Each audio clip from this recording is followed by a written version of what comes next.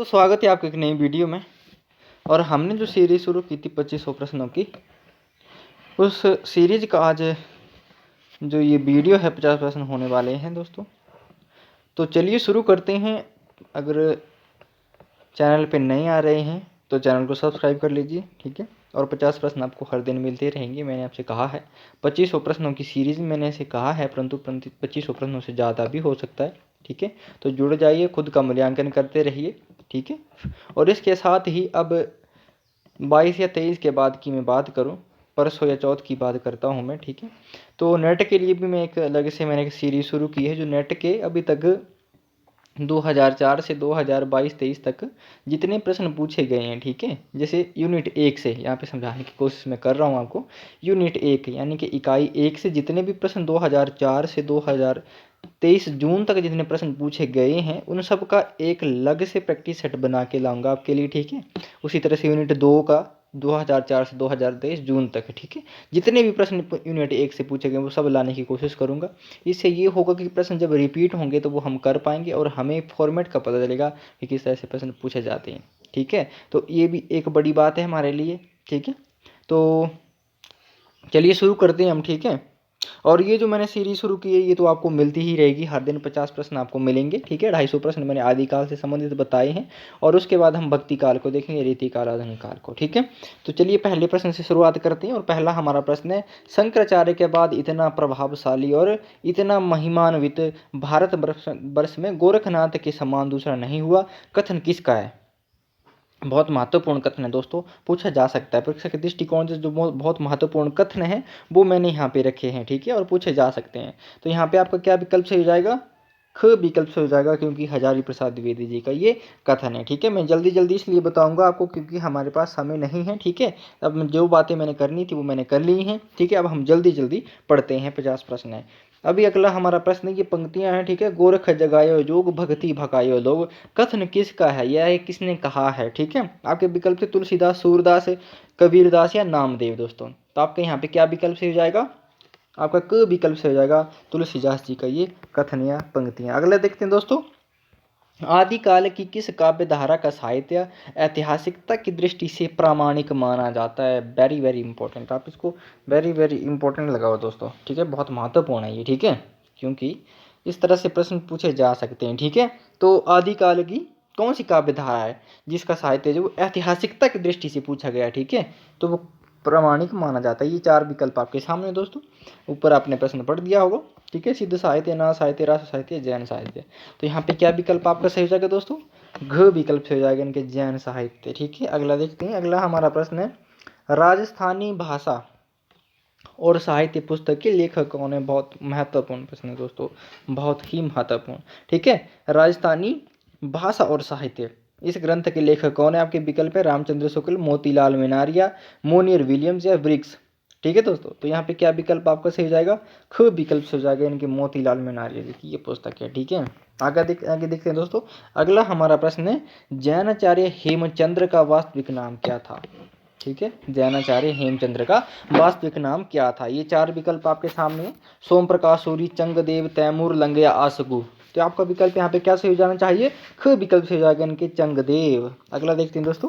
अगला हमारा प्रश्न है, हेमचंद्र ने कितने अपभ्रंशों का उल्लेख किया है। बहुत महत्वपूर्ण प्रश्न है दोस्तों। यहाँ पे आपके 2, 3, 4 या 5 ये विकल्प है, देखिए इसको। और ये जो प्रश्न है दोस्तों, ये भी हिमाचल प्रदेश लोक सेवा आयोग द्वारा जो असिस्टेंट प्रोफेसर की भर्तियां हुई हैं उसमें ये प्रश्न बना था कि हजारी प्रसाद द्विवेदी के अनुसार उन्होंने पूछ लिया कि हजारी प्रसाद द्विवेदी ने हेमचंद्र की कितनी अपभ्रंशों का उल्लेख किया है, हेमचंद्र द्वारा रचित या उन्होंने कितनी अपभ्रंशें मानी है, ठीक है। अपभ्रंश जो भाषा थी, ठीक है, उसके कितने भेद माने हैं। तो यहाँ पे ये आपके विकल्प थे 2, 3, 4 या 5। तो यहाँ पे क्या विकल्प आपका सही हो जाएगा दोस्तों, ख नहीं, क विकल्प से जाएगा इनके, 2 अपभ्रंशों का उल्लेख किया है। और 2 अपभ्रंशें कौन कौन सी, पहली है आपकी परिनिष्ठित अपभ्रंश, ठीक है, परिनिष्ठित अपभ्रंश, ठीक है दोस्तों, परिनिष्ठित अपभ्रंश दोस्तों, ठीक है। और दूसरी आपकी ग्राम्य अपभ्रंश, ठीक है। जहाँ पे बताने की जरूरत पड़ेगी मैं वहाँ पे बता भी दूंगा, ठीक है, ग्राम्य और परिनिष्ठित अपभ्रंश। आगे चलते हैं दोस्तों। अगला हमारा प्रश्न है, कुमारपाल चरित्र के लेखक कौन है, ठीक है। एक कुमारपाल प्रतिबोध भी है, ठीक है, जिसके संबंध में हमने जानकारी पहले देख ली थी। यहाँ पे आपका कुमारपाल चरित्र, आपके विकल्प थे हेमचंद्र, सोमप्रभ सूरी, मुनि रामसिंह, जिन प्रभ सूरी, ठीक है। तो यहाँ पे आपका विकल्प क सही जाएगा, क्योंकि हेमचंद्र की ये रचना है और कुमारपाल प्रतिबोध जो है वो सोमप्रभ सूरी की है। ठीक है, अगला देखते हैं दोस्तों। अगला हमारा प्रश्न है दोस्तों, प्रबंध चिंतामणि पुस्तक के लेखक कौन है? बहुत महत्वपूर्ण प्रश्न है। ठीक है, प्रबंध चिंतामणि, ये जो प्रबंध चिंतामणि कुमारपाल प्रतिबोध, कुमारपाल चरित चंद्रवाला रास, ठीक है, पंच पांडव चरित रास, ठीक है, इस तरह के जो प्रश्न है दोस्तों वो पूछे जाते हैं। ठीक है, भरतेश्वरी भौबोल रास, ये जो प्रश्न है, ये जो अलग से रचनाएं हैं, इनको अलग से पूछा जाता है। सिर्फ जैसे मैंने ये कहा प्रबंध चिंतामणि पुस्तक के लेखक कौन है, ठीक है, इस तरह से पूछ लिया जाएगा आपसे, क्योंकि ये जो पुस्तक है जैन ग्रंथों से, ठीक है, जैन साहित्य की बहुत महत्वपूर्ण पुस्तक है दोस्तों। ठीक है, तो प्रबंध चिंतामणि पुस्तक के लेखक कौन है? आपके ये विकल्प यहाँ पे थे। आपका विकल्प यहाँ पे कैसे हो जाएगा?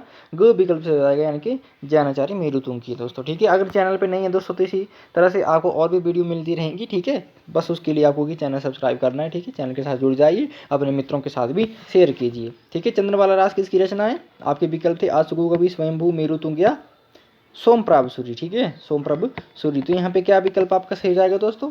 क विकल्प सही जाएगा, यानी कि आशुगु कवि की। ठीक है, जब मैंने 2020-21 मिनट का एग्जाम दिया था तो यहाँ पे वो एक अलग से पूछा गया था कि चंद्रवाला रास किसकी रचना है। ठीक है, चंद्रवाला रास में 35 छंद है। ठीक है, और ये क्या है? लघु खंड काव्य इसको कहते हैं। ठीक है, कितने छंद इसमें? 35 छंद पूछे जा सकते हैं दोस्तों।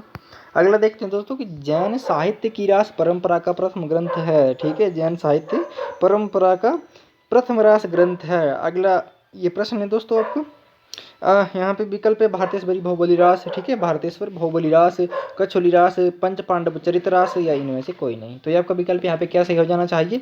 क विकल्प से हो जाएगा, यानी कि भारतेश्वरी भौबोली रास शालिभद्र सूरी की रचना है और गणपति चंद्र गुप्त के अनुसार हिंदी की पहली रचना और हिंदी के पहले लेखक हैं वो। ठीक है, अगला देखते हैं दोस्तों। अगला हमारा प्रश्न है कि इनमें से कौन सी रचना हेमचंद्र की नहीं है? बहुत महत्वपूर्ण प्रश्न दोस्तों, इस तरह से प्रश्न पूछे जाते हैं और पूछे जाने की संभावना भी रहती है।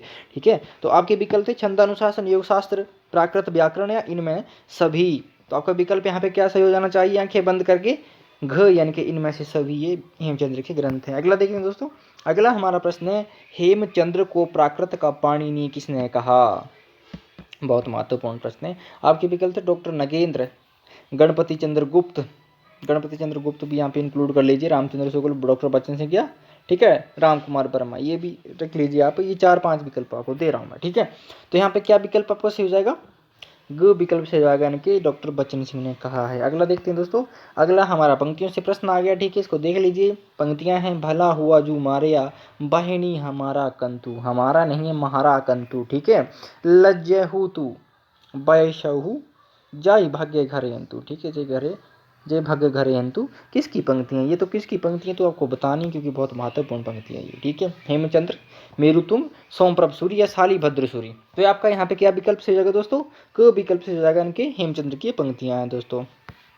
अगला देखते हैं। अगला हमारा प्रश्न है मुंज के दोहे पुरानी हिंदी के बहुत ही पुराने नमूने हैं, ये कथन किसका है दोस्तों? ठीक है, मुंज के दोहे हिंदी के, ठीक है, मुंज के दोहे पुरानी हिंदी के बहुत ही पुराने नमूने हैं, कथन किसका है? आपके विकल्प है डॉक्टर नगेंद्र, रामचंद्र शुक्ल, डॉक्टर बच्चन सिंह या राम कुमार वर्मा। तो आपका यहाँ पे क्या विकल्प सही हो जाना चाहिए? रामचंद्र शुक्ल दोस्तों। ठीक है, अपभ्रंश या अपहट को पुरानी हिंदी कहने वाले आचार्यों में आपको पता है कौन कौन से हैं? रामचंद्र शुक्ल है, राहुल शंकरत्यायन है और चंद्रधर शर्मा गुलेरी जी हैं। ठीक है, सबसे पहले चंद्रधर शर्मा गुलेरी ने ही अपभ्रंश या भट्ट को पुरानी हिंदी कहा था। अगला देखते हैं। अगला हमारा प्रश्न है पौमचर्यु ग्रंथ के लेखक कौन है? बहुत आसान प्रश्न होना चाहिए आपके लिए। ठीक है, पौमचर्यु ग्रंथ के लेखक कौन है? आपके विकल्प है पुष्पदंत स्वयंभू, देवसेन या मुनि राम सिंह दोस्तों। तो आपका यहाँ पे क्या विकल्प से जाएगा? यहाँ पे दोस्तों आपका ख विकल्प से जाएगा, यानी कि स्वयंभू का ये कथन है। अगला देखते हैं दोस्तों। अगला हमारा प्रश्न है पौमचर्यु में कितनी संधियां या अध्याय हैं? बहुत महत्वपूर्ण प्रश्न है। आपके विकल्प है 89, 90, 91 या 92। तो यहाँ पे कितनी संधियां अध्याय हैं पौमचर्यु में? 90 दोस्तों, ख विकल्प से हो जाएगा। अगला देखते हैं दोस्तों। अगला हमारा प्रश्न है स्वयंभू को अपभ्रंश का वाल्मीकि किस विद्वान ने कहा? बहुत ही महत्वपूर्ण प्रश्न है दोस्तों। आपको पता है, सबको पता है, जो हिंदी के विद्यार्थी हैं उन सबको पता है कि अपभ्रंश का वाल्मीकि स्वयंभू को कहा जाता है, परंतु किस विद्वान ने कहा ये कम लोगों को पता होगा। ठीक है, तो आपके लिए विकल्प रख रहा हूं मैं और इसका उत्तर देने की कोशिश कीजिए। Doctor Nagendra, doctor Bachchan Singh, doctor Namvar Singh, doctor Hazari Prasad Dwivedi या आचार्य हजारी प्रसाद द्विवेदी। तो यहाँ पे क्या विकल्प आपका सही हो जाना चाहिए? ग विकल्प से हो जाएगा। डॉक्टर नामवर सिंह ने कहा है और उनकी एक पुस्तक आती है हिंदी के विकास में अपभ्रंश का योग, ठीक है, 1992 उसका, सॉरी 92 नहीं 52 उसका प्रवासन वर्ष है, ठीक है। तो आगे चलते हैं दोस्तों, अगला हमारा प्रश्न है स्वयंभू को अपभ्रंश का कालिदास और पुष्पदंत को अपभ्रंश का भवभूति किसने कहा है। बहुत महत्वपूर्ण प्रश्न है दोस्तों, ठीक है। यहाँ पे एक ही प्रश्न में बहुत सारे प्रश्न बन गए हैं। अपभ्रंश का कालिदास और पुष्पदंत को भ्रंश का भवभूति ये किस विद्वान ने कहा। आपके विकल्प डॉक्टर नगेंद्र ने, डॉक्टर नामवर सिंह, राम कुमार वर्मा या डॉक्टर भियाणी, ठीक है। तो ये आपका यहाँ पे क्या विकल्प से जाएगा, घ विकल्प से जाएगा, यानी कि डॉक्टर भियाणी ने कहा है दोस्तों। अगला देखते हैं, और अगला हमारा प्रश्न है किस कवि ने स्वयंभू को अभिमान, सॉरी यहाँ पे स्वयंभू नहीं है ये, ठीक है, स्वयं है, ठीक है, यानी कि खुद, किस कवि ने स्वयं को अभिमान मेरु कहा है। बहुत महत्वपूर्ण प्रश्न है दोस्तों, अभिमान मेरु कहा है। तो ये किसने कहा है, ये आपके विकल्प है पुष्पदंत, स्वयंभू, देवसेन या मुनि राम सिंह। तो आपका यहाँ पे क्या विकल्प से हो जाएगा, क विकल्प से हो जाएगा, यानी कि पुष्पदंत ने कहा है स्वयं को अभिमान मेरु। आगे चलते हैं दोस्तों, अगला हमारा प्रश्न है पौमचर्यु को किसने पूरा किया था। पुष्पदंत ने, त्रिभुवन ने, देवसेन ने या मुनि राम सिंह ने, ठीक है।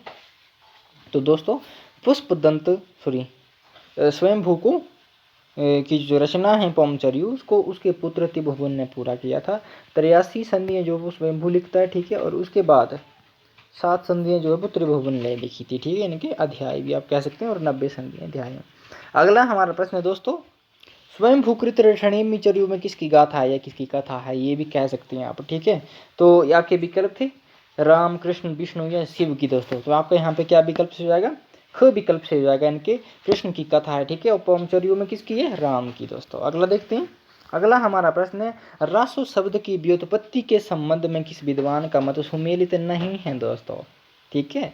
रासो शब्द की व्युत्पत्ति के संबंध में किस विद्वान का मत को सुमेलित नहीं, ये आपके विकल्प में गारसादासी राजसूए से माना, ठीक है, राजसूए, ठीक है। उसके बाद रामचंद्र शुक्ल रसायन से माना, हजारी प्रसाद द्विवेदी रासक और नरोत्तम स्वामी रहस्य दोस्तों।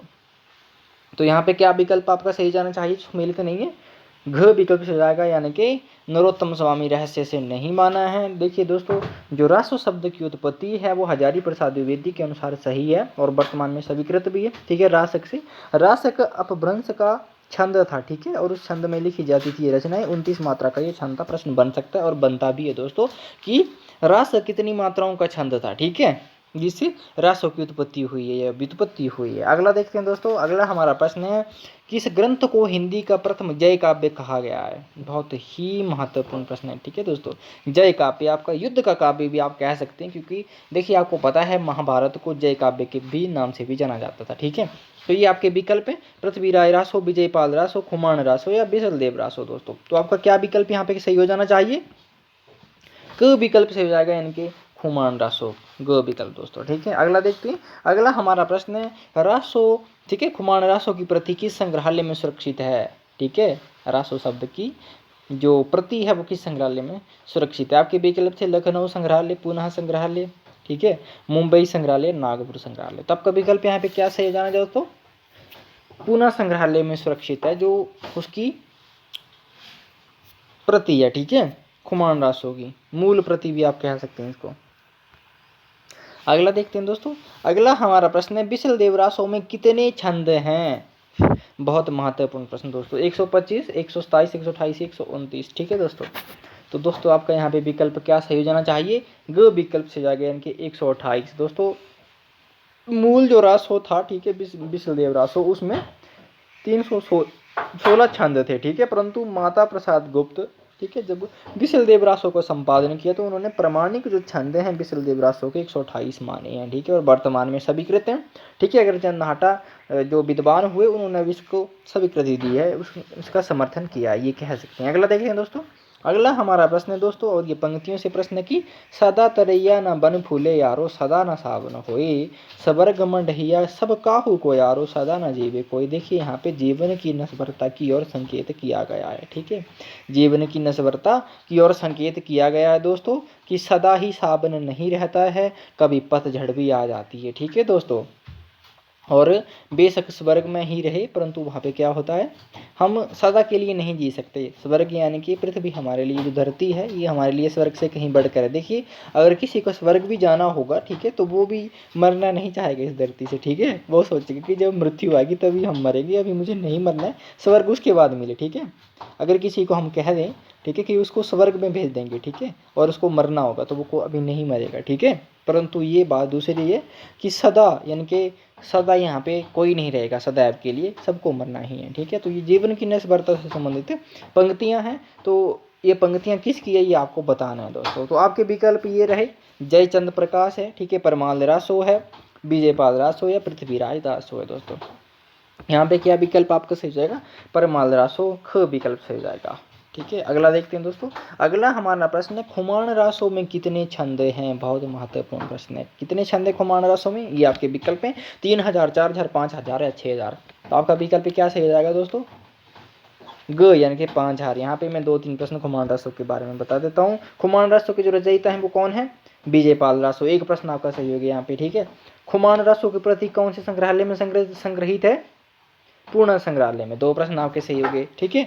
हिंदी का पहला जय काव्य कौन है, खुमान रासो। 3 प्रश्न आपके। खुमान रासो में कितने छंद हैं, 5000 छंद है। बहुत महत्वपूर्ण प्रश्न है दोस्तों, आप लिख लीजिए। ये 4 प्रश्न यहाँ से मैंने आपको इधर ही बता दिए, ठीक है। इस तरह से प्रश्न बनने की संभावना है। तो मैंने एक रासो ग्रंथ पे बहुत सारे प्रश्न बनाने की कोशिश की है, इसलिए कि आपके प्रश्न एक भी ना छूटे, ठीक है। अगला प्रश्न है दोस्तों कि निम्न में से सुमेलित नहीं है। एक तरफ आपके ग्रंथकार है और दूसरी तरफ, ठीक है, ग्रंथ है या ग्रंथकार दूसरी तरफ है और ग्रंथ पहली तरफ है, ठीक है। तो इनमें से कौन सा सुमेलित नहीं है। आपके विकल्प में दोस्तों खुमान रासो दलपति विजय, बिसल देव रासो नरपति नाहल, परमाल रासो केदार भट्ट, और उसके बाद जय मयंक जस चंद्रिका, मधुकर कवि। तो आपका यहाँ पे जो असुमेलित है यानी कि सुमेलित नहीं है वो कौन सा है, ग यानी कि परमाल रासो दोस्तों। क्योंकि परमाल रासो के रचयिता जो वो कौन है, जैगनिके, और भट्ट केदार या केदार भट्ट की जो रचना है दोस्तों वो जयचंद्र प्रकाश है, ठीक है, ना कि परमाल रासो। अगला देखते हैं। अगला हमारा प्रश्न है दोस्तों, परमाल रासो को परमाल नामकरण किस विद्वान ने दिया। बहुत ही महत्वपूर्ण प्रश्न है, पूछा जा सकता है दोस्तों। छपेगा, मैंने कहा छपेगा ये जरूर, ठीक है, क्योंकि यूनिक प्रश्न जरूर छपते हैं, ये आप याद रख लीजिए, ठीक है। हर प्रश्न आसान नहीं होता और हर प्रश्न कठिन नहीं होता, परंतु उनमें से कुछ प्रश्न परीक्षा में आसान भी होते हैं और कुछ बहुत ही कठिन भी होते हैं, ठीक है। तो परमाल रासो को परमाल नामकरण किस विद्वान ने दिया, ये आपके विकल्प है रामचंद्र शुक्ल, श्याम सुंदर दास, डॉक्टर नगेंद्र, हजारी प्रसाद द्विवेदी। आपका विकल्प यहाँ पे क्या सही जाएगा दोस्तों, ख विकल्प सही हो जाएगा, इनके श्याम सुंदर दास जी ने दिया था। अगला देखते हैं। अगला हमारा प्रश्न है दोस्तों, निम्न में से कौन से ग्रंथ वर्तमान में उपलब्ध नहीं है, ठीक है। निम्न में से कौन से ग्रंथ वर्तमान में उपलब्ध नहीं है। आपके विकल्प है पृथ्वीराज रासो, परमाल रासो, ठीक है, खुमान रासो दलपति विजय, जयचंद्र प्रकाश या जय मयंक जस चंद्रिका, ठीक है, हमीर रासो या बिसलदेव रासो। देखिए हमीर रासो के संबंध में आपको बता दूं तो हमीर रासो के 2 या 3 छंद जो वो प्राकृत पैंगलम में मिलते हैं, ठीक है, परंतु यहाँ पे बिसलदेव रासो जो वो मिलता है। यहाँ पे 2 ग्रंथ ऐसे हैं जो दोनों नहीं मिलती हैं वर्तमान में, तो वो कौन होंगे ये आपको बताना है दोस्तों। आपके यहाँ पे क्या विकल्प से जाएगा, ग विकल्प से हो जाएगा, यानी कि जयचंद्र प्रकाश और जय मयंक जस चंद्रिका। इनका सिर्फ निर्देश मात्र या नोटिस मात्र हमें कहाँ पे मिलता है, राठौरा लिख्यात इनकी ग्रंथ है, उसमें हमें देखने को मिलता है। और डॉक्टर बच्चन सिंह ने अनुमान किया है कि ये जो ग्रंथ थे ये महाकाव्य थे, ठीक है। अगला देखते हैं दोस्तों। अगला हमारा प्रश्न है, पृथ्वीराज रासो में कुल कितने समय या सर्ग है। सबके लिए आसान सा प्रश्न है दोस्तों। तो कितने समय या सर्ग हैं, ये 4 आपके विकल्प हैं, 68, 69, 70 या 71। तो आपका यहाँ पे क्या विकल्प हो जाएगा, ख विकल्प से जाएगा, इनके 69 समय या सर्ग हैं। अगला देखते हैं दोस्तों। अगला हमारा प्रश्न है, परमाल रासो को आला खंड के नाम से किसने और कब प्रकाशित करवाया। एक ही प्रश्न में बहुत सारे प्रश्न बन गए, ठीक है। Charles Elliot 1865, Hazari Prasad Dwivedi 1965, Shiv Singh Sengar 1875, Garth 1855 दोस्तों। तो आपका क्या विकल्प यहाँ पे सही हो जाना चाहिए, क विकल्प से जाएगा, यानी कि चार्ल्स इलियट 1865 में उन्होंने परमाल रासो को आला खंड नाम से प्रकाशित करवाया था। अगला देखते हैं दोस्तों। अगला हमारा प्रश्न है, ये हिंदी के, ठीक है, ये हिंदी के प्रथम महाकवि माने जाते हैं और इनका पृथ्वीराज रासो हिंदी का प्रथम महाकाव्य है, कथन किसका है, ठीक है। तो आपका यहाँ पे क्या विकल्प से जाएगा, ये आपके 4 विकल्प है, रामचंद्र शुक्ल, डॉक्टर नगेंद्र, हजारी प्रसाद द्विवेदी या डॉक्टर बच्चन सिंह दोस्तों। तो यहाँ पे क्या विकल्प आपका सही जाएगा, रामचंद्र शुक्ल दोस्तों। प्रश्न इस तरह से भी बन सकता है कि आचार्य रामचंद्र शुक्ल ने हिंदी का पहला महाकाव्य किसे माना है, तो आपका विकल्प यहाँ पे कैसे हो जाएगा, पृथ्वीराज रासो को। ये भी पूछ सकते हैं कि आचार्य रामचंद्र शुक्ल ने हिंदी का पहला महाकवि किसे माना है, तो आपका हो जाएगा विकल्प चंद बरदाई, ठीक है। और रामचंद्र शुक्ल ने पहला कवि किसे माना है हिंदी का, तो आपका विकल्प हो जाएगा सही मुंज को माना है, ठीक है। अगला देखते हैं दोस्तों। अगला हमारा प्रश्न है, किस विद्वान के अनुसार पृथ्वीराज रासो की रचना सुख सुखी संवाद के रूप में हुई है, ठीक है। सुख सुखी संवाद के रूप में रचना हुई है पृथ्वीराज रासो के ये किसने कहा, ये आपके विकल्प है रामचंद्र शुक्ल, हजारी प्रसाद द्विवेदी, डॉक्टर नगेंद्र, डॉक्टर राम कुमार वर्मा, ठीक है दोस्तों। देखिए दोस्तों, कीर्ति लता को जो वो भृंग भृंगी संवाद कहा था, ठीक है, उन विद्वान ने ही पृथ्वीराज रासो को सुख सुखी संवाद कहा है। आपका यहाँ पे क्या विकल्प से जाएगा, ख विकल्प से जाएगा, इनके हजारी प्रसाद द्विवेदी ने कहा है। अगला देखते हैं दोस्तों। अगला हमारा प्रश्न है, पृथ्वीराज रासो को बृहत महाभारत किसने कहा, ठीक है। पृथ्वीराज रासो को बृहत महाभारत किसने कहा, ये आपके विकल्प हैं दोस्तों, दशरथ ओझा, दशरथ शर्मा, राम कुमार वर्मा, ठीक है, रामचंद्र शुक्ल, डॉक्टर नगेंद्र, डॉक्टर बच्चन सिंह। इतने मैंने आपको विकल्प दे दिए हैं, ठीक है। प्रश्न को देख लीजिए जैसे प्रश्न क्या है, पृथ्वीराज रासो को बृहत महाभारत कहा है, तो ये आपके 4 विकल्प थे। यहाँ पे आपका जो विकल्प है वो ख से हो जाएगा, यानी कि दशरथ शर्मा। अगर आपको पता नहीं था तो आप लिख लीजिए, जो आपको प्रश्न नहीं चलते हैं पता, ठीक है, जो आपको नहीं थे पता वो लिख भी सकते हैं, क्योंकि ये फैक्चुअल प्रश्न है, ठीक है, और परीक्षा के दृष्टिकोण से बहुत महत्वपूर्ण है। आपका अगला प्रश्न है दोस्तों, पृथ्वीराज रासो को प्रधान छंद कौन सा है। देखिए दोस्तों, जब मैंने पहली बार नेट की परीक्षा दी थी तो ये प्रश्न बना था, ठीक है, कि पृथ्वीराज रासो का प्रधान छंद कौन सा है, ठीक है। आपके विकल्प थे दोहा, छपे, तोमर या त्रोटक, तो आपका यहाँ पे क्या विकल्प से जाएगा, ख विकल्प से हो जाएगा, यानी कि छपे या कविता, ठीक है, प्रधान छंद। अगला देखते हैं। अगला हमारा प्रश्न है दोस्तों, पृथ्वीराज रासो को पूरा किसने किया था, बहुत ही महत्वपूर्ण प्रश्न। आपके विकल्प हैं जलहन, त्रिभुवन, चंद्रबरदाई, चंद्रबरदाई के पौत्र ने किया था, तो आपका विकल्प यहाँ पे क्या सही जाएगा, जलहन उनके पुत्र ने पूरा किया था, ठीक है। अगला देखते हैं दोस्तों। और अगला हमारा जो प्रश्न है वो है, पृथ्वीराज रासो को घटना कोश की संज्ञा किस विद्वान ने दी है, बहुत महत्वपूर्ण है दोस्तों, लिख लीजिएगा। अगर आपको लगता है कि ये जो फैक्ट है बहुत महत्वपूर्ण है परीक्षा के दृष्टिकोण से, बहुत ही महत्वपूर्ण आपको लगता है तो लिख लीजिए, छपेगा जरूर। आपके विकल्प थे डॉक्टर नगेंद्र, हजारी प्रसाद द्विवेदी, रामचंद्र शुक्ल या बच्चन सिंह, तो आपका यहाँ पे क्या विकल्प से जाएगा, क विकल्प से जाएगा, यानी कि डॉक्टर बच्चन सिंह। दोस्तों अगर चैनल पे नए हो तो चैनल को सब्सक्राइब कर लीजिए, क्योंकि आपको इस तरह के और भी वीडियो मिलते रहेंगे। मैंने आपको 2500 प्रश्नों की सीरीज के संबंध में बताया ही है, तो 2500 प्रश्न आपको मैं दूंगा ही दूंगा, ठीक है। हो सकता है उससे ज़्यादा भी हो जाएं दोस्तों, ठीक है। तो अगला हमारा प्रश्न है, पृथ्वीराज रासो की भाषा को सर्वप्रथम अपभ्रंश कहने वाले विद्वान हैं, ठीक है। आपके विकल्प है मुनि जिनविजय, अद्वैय वज्र, हजारी प्रसाद द्विवेदी, ये बाबू गुलाब राय दोस्तों। तो पृथ्वीराज रासो की भाषा को सर्वप्रथम अपभ्रंश किस विद्वान ने कहा था, आपका विकल्प यहाँ पे आंखें बंद करके क हो जाएगा, यानी कि मुनि जिनविजय ने। छप सकता है दोस्तों, ठीक है, और छपेगा, ये देख लीजिएगा आप, ठीक है। अगला हमारा प्रश्न है दोस्तों, किस विद्वान ने पृथ्वीराज रासो की ऐतिहासिकता पर सर्वप्रथम चिन्ह लगाया था, ठीक है। आपको पता है पृथ्वीराज रासो को कई विद्वान जो प्रमाणिक मानते हैं, कई अर्ध प्रमाणिक मानते हैं और कई अप्रमाणिक मानते हैं, ठीक है। तो किस विद्वान ने, आप ये कह सकते हैं कि ऐतिहासिकता पर उसकी प्रश्न चिन्ह लगा के उसको अप्रमाणिक घोषित कर दिया था, ये आपके विकल्प रहे colonel Tod, doctor Buhler, Hazari Prasad Dwivedi, Ramchandra Shukla दोस्तों, ठीक है। क्या विकल्प आपका सही हो जाएगा दोस्तों, यहाँ पे आपका विकल्प ख सही हो जाएगा, डॉक्टर बूलर ने, ठीक है, अप्रमाणिक घोषित कर दिया, रामचंद्र शुक्ल ने अप्रमाणिक माना है, ठीक है। यहाँ पे उसके बाद आपका विकल्प जो कर्नल टोड है उन्होंने प्रमाणिक माना है, हजारी प्रसाद द्विवेदी ने अर्ध प्रमाणिक माना है पृथ्वीराज रासो को। अगले की ओर चलते हैं दोस्तों। अगला हमारा प्रश्न है, पृथ्वीराज रासो को प्रमाणिक मानने वाले विद्वानों में शामिल नहीं है, प्रश्न बन सकता है दोस्तों, ठीक है। मैंने एक प्रश्न आपको विद्यापति से संबंधित दिया था कि विद्यापति से 3 प्रश्न तो बहुत महत्वपूर्ण है, वो एक जैसे ही है प्रश्न बनते हैं कि विद्यापति को किसने श्रृंगारी कवि कहा, किसने भक्त कवि कहा और किसने रहस्यवादी कवि कहा, ठीक है। इसी तरह से पृथ्वीराज रासो के संबंध में बनते हैं प्रश्न, पृथ्वीराज रासो किसने प्रमाणिक माना, किसने अप्रमाणिक माना और किसने अर्ध प्रमाणिक माना, ठीक है। तो आपके ये विकल्प हैं, पृथ्वीराज रासो को प्रमाणिक मानने वाले विद्वानों में शामिल नहीं है, यहाँ पे अप्रमाणिक माना होगा तो वो कौन है। आपके विकल्प हैं दोस्तों, मिश्र बंधु, कर्नल टोड, डॉक्टर श्याम सुंदर दास, मुंशी देवी प्रसाद, ठीक है। तो आपका यहाँ पे क्या विकल्प सही जाएगा दोस्तों, आपका यहाँ पे जो विकल्प है दोस्तों वो हो जाएगा आपका घ सही, यानी कि मुंशी देवी प्रसाद ने ठीक है, इसको अप्रामाणिक माना है दोस्तों। अगला देखते हैं दोस्तों, अगला हमारा प्रश्न है पृथ्वीराज रासो भाषा और साहित्य पुस्तक के लेखक कौन है? बहुत महत्वपूर्ण पुस्तक है, ठीक है। पृथ्वीराज रासो भाषा और साहित्य पुस्तक के लेखक कौन? आपके विकल्प हैं Hazari Prasad Dwivedi, doctor Namvar Singh, Gauri Shankar Dwivedi, colonel Tod. तो आपका यहाँ पे क्या विकल्प से हो जाएगा? आंखें बंद करके आप सीधे डॉक्टर नामवर सिंह पे लगा सकते हैं और यहाँ पे वो सही विकल्प आपका हो जाएगा दोस्तों। अगले प्रश्न की ओर चलते हैं। अगला हमारा प्रश्न है दोस्तों, वर्तमान तक पृथ्वीराज रासो के कितने संस्करण या पाठ मिलते हैं दोस्तों? 2, 3, 4 या 5? कितने मिलते हैं वर्तमान तक पृथ्वीराज रासो के संस्करण या पाठ?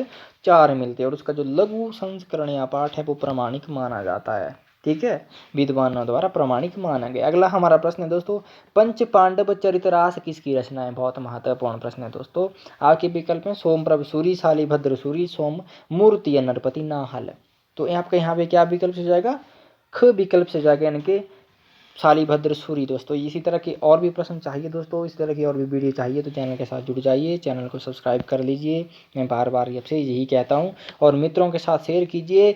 जब आप बहुत सारे लोग जोड़ेंगे आप बहुत सारे लोगों को, तो मेरा मनोबल बढ़ेगा, जिससे मैं आपके लिए और भी अच्छा कंटेंट लाने की कोशिश करूंगा, ठीक है। कछोली रास किसके द्वारा रचित है? यह कछोली रास के रचनाकार कौन है? आपके विकल्प से लक्ष्मी तिलक, प्रज्ञा तिलक, शालिभद्र सूरी, अम्बदेव सूरी। तो यहाँ पे क्या विकल्प आपका सही जाना चाहिए दोस्तों? ख विकल्प से जाएगा, इनके प्रज्ञा तिलक की रचना है। अगला देखते हैं। अगला हमारा प्रश्न है दोस्तों कि डिंगल भाषा किसके योग से बनती है? ध्यान से देख लीजिए, ठीक है। यहाँ पे डिंगल पूछा गया ना कि पिंगल, ठीक है। डिंगल भाषा किसके योग से बनती है? ये आपके विकल्प में आपको दे रहा हूँ। ब्रज प्लस अपभ्रंश, ठीक है। उसके बाद आपका ये है अवधि प्लस अपभ्रंश, राजस्थानी जमा अपभ्रंश और बुंदेली जमा अपभ्रंश। तो आपका विकल्प यहाँ पे कैसे जाएगा दोस्तों? राजस्थानी जमा अपभ्रंश के योग से डिंगल का निर्माण होता है, ठीक है, राजस्थानी और अपभ्रंश के योग से। अगले देखते हैं दोस्तों। अगला हमारा प्रश्न इसी तरह से और भी है और ये प्रश्न है दोस्तों, पिंगल भाषा किसके योग से बनती है? ठीक है, पिंगल भाषा किसके योग से बनती है? आपके विकल्प थे ब्रज जमा अपभ्रंश, अवधि जमा अपभ्रंश, हरियाणवी जमा अपभ्रंश या खड़ी बोली जमा अपभ्रंश। तो आपका विकल्प यहाँ पे क्या सही हो जाना चाहिए दोस्तों? क विकल्प से जाएगा, यानी कि ब्रज जमा अपभ्रंश के योग से बनती है पिंगल भाषा आपकी, ठीक है। अगला देखते हैं। अगला हमारा प्रश्न है दोस्तों, संदेश रासक किसकी रचना है? बहुत महत्वपूर्ण प्रश्न है दोस्तों। हजारी प्रसाद द्विवेदी के अनुसार हिंदी की पहली रचना है, ठीक है। ये आपके विकल्प थे अमीर खुसरो, अब्दुल रहमान, विद्यापति, जगनिक। तो आपका यहाँ पे क्या विकल्प हो जाएगा? ख विकल्प हो जाएगा, यानी कि अब्दुल रहमान की रचना है। अगला देखते हैं दोस्तों। अगला हमारा प्रश्न है, वंश भास्कर ग्रंथ के लेखक कौन है? वंश भास्कर, ठीक है, ये जो ग्रंथ है वंश भास्कर, इसके लेखक कौन है? आपके विकल्प में जयानक, सूर्यमल मिश्रण, पृथ्वीराज या श्रीधर व्यास। तो वंश भास्कर जो ग्रंथ है दोस्तों, इसके लेखक हैं सूर्यमल मिश्रण, ठीक है। अगले प्रश्न की ओर चलते हैं दोस्तों और अगला हमारा अंतिम का जो आज का प्रश्न है वो आपको मैं यहाँ पे दे रहा हूँ, ठीक है। और उसके बाद हम देखेंगे उसके बाद के अगले 50 प्रश्न, ठीक है। आज के लिए सिर्फ 50 प्रश्न ही जो मैंने आपको कहा है। हिंदी के प्रथम मुसलमान कवि किसे माना जाता है? ठीक है, हिंदी के पहले मुसलमान कवि। आपके विकल्प थे अमीर खुसरो, अब्दुल रहमान, बब्बर या असायत। तो आपका यहाँ पे क्या विकल्प से जाएगा दोस्तों? ख विकल्प से जाएगा, यानी कि अब्दुल रहमान को माना जाता है दोस्तों, ठीक है। किसको माना जाता है? अब्दुल रहमान को, ठीक है। तो दोस्तों अगर आपको वीडियो अच्छी लगती है और इस तरह की और भी वीडियो चाहिए आपको, ठीक है, तो चैनल के साथ जुड़ जाइए। तो तब तक के लिए दोस्तों आपका बहुत धन्यवाद।